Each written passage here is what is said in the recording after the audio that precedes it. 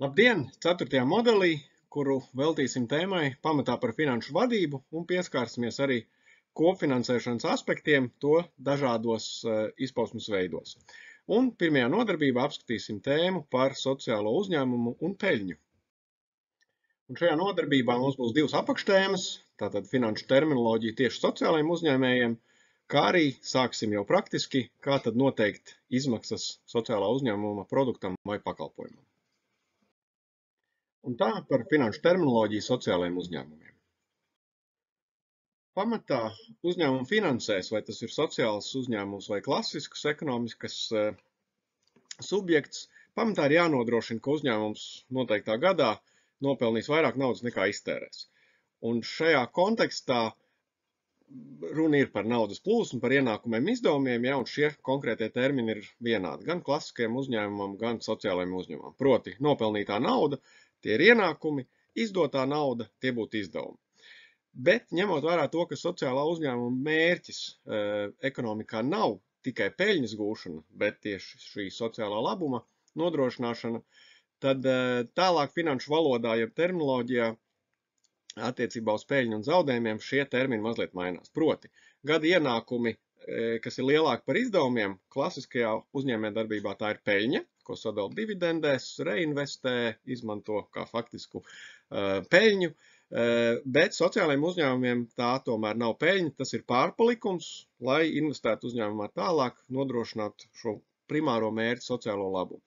Savukārt zaudējumi, kas ir klasiskajā uzņēmējdarbībā, kad izdevumi ir lielāki par ienākumiem, ja tie zaudējumi, savukārt sociālā uzņēmumā to sauktu par deficītu. Proti, ka ir nepietiekami daudz naudas, lai finansētu savu sociālo uzņēmējdarbību.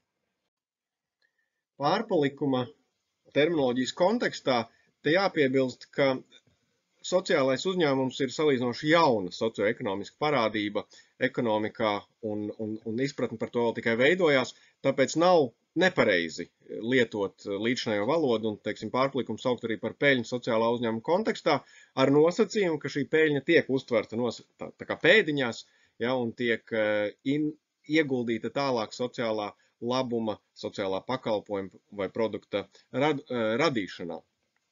Jo īpaši sociālā uzņēmēja darbības kontekstā, ja turot prātā šo sociālo labumu, šis peļņas jēdziens var šķist kaut kur nosacīt nepareizs, bet vēlreiz ir svarīgi uzsvērt, ko mēs ar to saprotam. Un te, kā piemēru, var minēt arī labdarības organizācijas. Arī tām ir jāpelna vairāk nekā tās tērē. Jāpelna, ja no šī vārda arī peļņa veidojās. Bet tā ideja tāda, ka tā nav peļņa, ko sadalīt dividendēs uzņēmumu īpašniekiem, bet ieguldīt tālāk pakalpojuma un produktu radīšanā tieši tāpēc, lai spētu turpināt šo pozitīvo sociālo ietekmi. Un terminoloģijas apskatu noslēgumā pievērsīsim jūsu uzmanību vairākiem ļoti svarīgiem finanšu jēdzieniem, kurus tad tālāk arī izmantosim jau izmaksu aprēķināšanā. Un šie jēdzieni ir šādi. Naudas plūsma, tā runā pati par sevi, nauda plūst, ienāk un aiziet, ja šīs naudas uzskaita, ienākošās, izejošās naudas uzskaita, arī būs šī naudas plūsma. Ieņēmumi, tas ir uzņēmuma kopējais pārdošanas apjoms, ja, pārdoto vienību skaits, reiz vienas vienības cena, nauda, ko mēs ieņemam, ja, kas ienāk.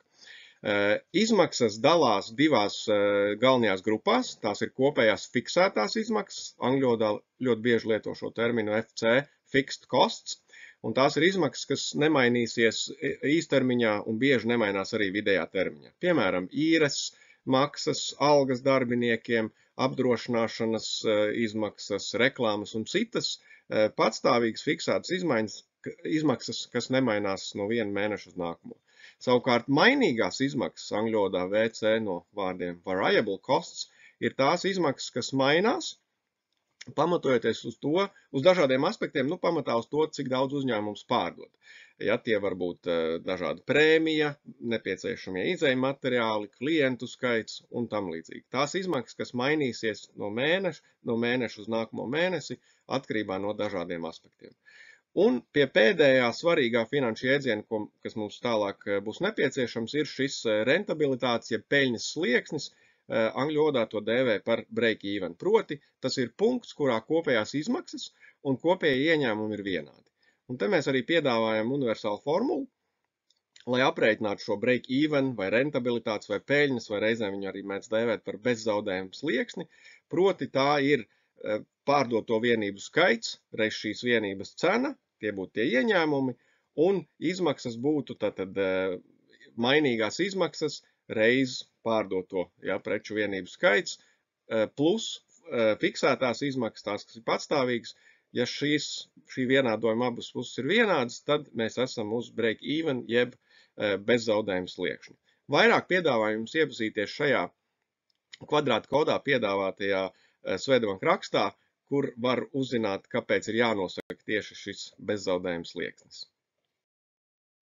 Un tālāk šajā nodarbībā apskatīsim un mācīsimies, kā noteikt produkta vai pakalpojuma izmaksas.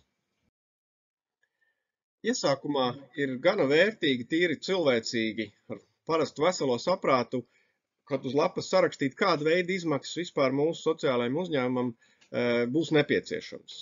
Ko mēs pirksim, kam mēs maksāsim, par ko, kas ir nepieciešams. Zinot, šo izmaksu veidu sarakstu, mēs varēsim jau sākt klasificēt, reģistrēt un uzskaitīt šīs un aprēķināt šīs izmaksas, lai finansiāli saprātīgi un pārskatām plānotu mūsu sociālo uzņēmējdarbību.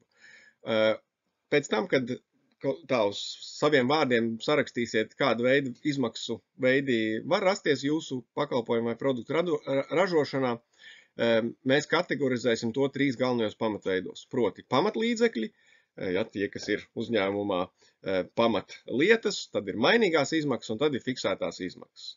Un šie ir 3 tie galvenie izmaksu veidi, ar kuriem mēs arī operēsim tālāk. Kas ir svarīgi, viņi ir produkta vai pakalpojumi specifiski.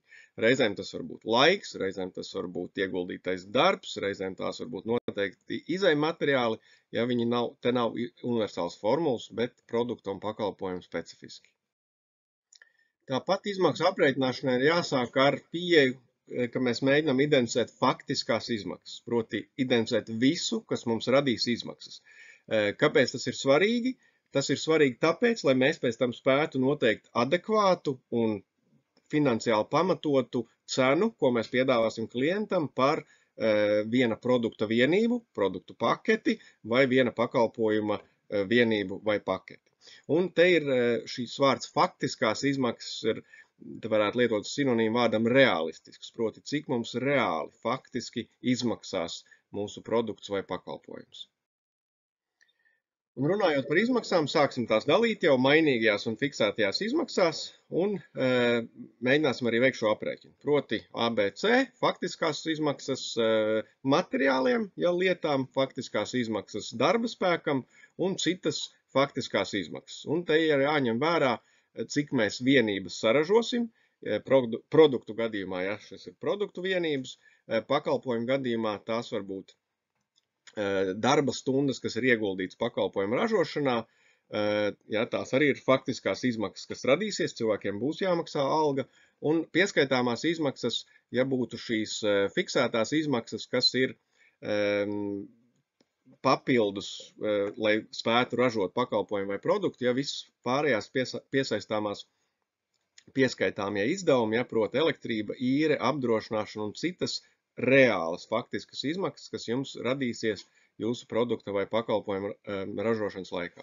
Un tālāk ir svarīgi arī, produkta kontekstā noteikt vienības izmaksu uz vienu vienību, proti visu izmaksu summa jādala ar saražoto vienību skaitu. Pakalpojumu gadījumā, piemēram, to var dalīt ar potenciālo klientu skaitu, cik klientiem jūs vienu vai otru pakalpojumu plānojat pārdot. Tas arī noteikti šo viena pakalpojumu vienības cenu. Un te praktiskam piemēram, tad uz 500 produktu, vai klientu vienībām esam iezīmējuši fiksētās izmaksas, kas ir īre, nodokļi, elektrība, apdrošināšana, tās, kas nemainīsies, un mainīgās izmaksas, kā praktiskiem piemēram, kas mums kopā sastāda 5725 eiro, un rēķinam jau uz produktu vienībās, tas būtu 500 produktu vienības, vai, ja tas ir uz pakalpojumu, 500 klientiem, Tad šīs kopējās faktiski plānotās izmaksas mēs sadalām uz vienību skaitu un iegūstam šo vienības ražošanas izmaksas. Ja mēs par tādu cenu pārdosim mūsu produktu vai pakalpojumu plānotiem 500 klientiem, tad mēs iziesim uz šo break-even, jeb bezaudējumu slieksni. Šajā brīdī var sākt domāt arī gan pielāgot klientu skaitu, plānot mārketinga aktivitātes, ja tas ir nepieciešams lielāks, vai plānot peļņu, ja to ir nepieciešams ieguldīt kur tālāk sociālā pakalpojuma vai produktu ražošanā.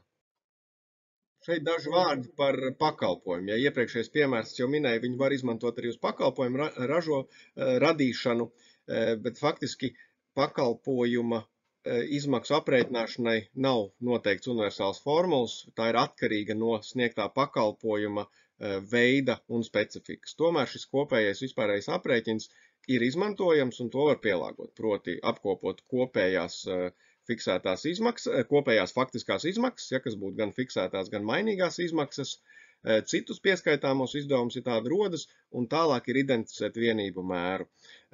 Nereti tas var būt šis klientu skaits vai darba stundu skaits, kas ir nepieciešams klienta pakalpojuma radīšanai un sniegšanai. Un izmantojot šo vienību mēru, varat noteikt izmaksas šai vienai vienībai. Un te viens praktisks pakalpojumu izmaksu aprēķina piemērs uz viesnīcas uzkopšanas pakalpojumu. Proti tiek aprēķināts izmaksas, kas ir gan darba spēks, gan aprīkojums, gan piegādes uz noteiktu stundu skaitu šajā gadījumā, ja, ka viena stunda uzkopšanas izmaksās 13,06 eiro, ja tā ir stunda. Ja, proti arī tad atkarībā no apkopšanas apjoma, tad var iziet, cik stundas būtu nepieciešams uzkopt vienu viesnīcas numuru vai visu viesnīcu. Izejot no tā, tad arī izreikināt, cik būtu kopējās izmaksas un kādu cenu noteikti klientam. Un te aicinam jūs praktiski vingrināties, identificējot kaut vai sākumā saviem vārdiem jūsu sociālā produkta vai pakalpojuma plānotās izmaksas. Sadaliet tās pēc fiksētajām, mainīgām izmaksām un pēc vienību mēra un aprēķiniet, cik būs gan vienības, gan jūsu kopējās ražošanas vai pakalpojuma radīšanas izmaksas. Un noslēgumā īsi par svarīgāko, proti sociālā uzņēmuma kontekstā mēs attiecībā uz peļņu vai zaudējumiem lietojam terminoloģiju pārpalikums vai deficīts, jo peļņa nav galvenais sociālā uzņēmuma mērķis, bet tā mērķis ir sociālā labuma radīšana. Tomēr ir svarīgi strādāt bez zaudējumiem, ja tāpēc arī nav nepareizi lietot vārdu peļņa. Lai nodrošinātu pareizu budžetu, ir svarīgi noteikt produktu vai pakalpojumu faktiskās, jeb reālās izmaksas, kuras attiecīgi mēs dalām mainīgajās un fiksētajās izmaksās, un tālāk attiecībā uz produktiem mēs sadalām ar saražoto vai pārdoto vienību skaitu, lai dabūtu vienības izmaksu. Attiecībā uz pakalpojumiem, tas var būt pakalpojuma konteksta atkarīgs, ja, vai tas ir klientu skaits vai darba stundu skaits, lai izreikinātu šī pakalpojuma vienības izmaksas. Ir svarīgi izveidot un uzturēt finanšu terminu, lai varētu viegli un efektīvi un pragmatiski pamatoti plānot un rēķināt savu uzņēmumu finanses.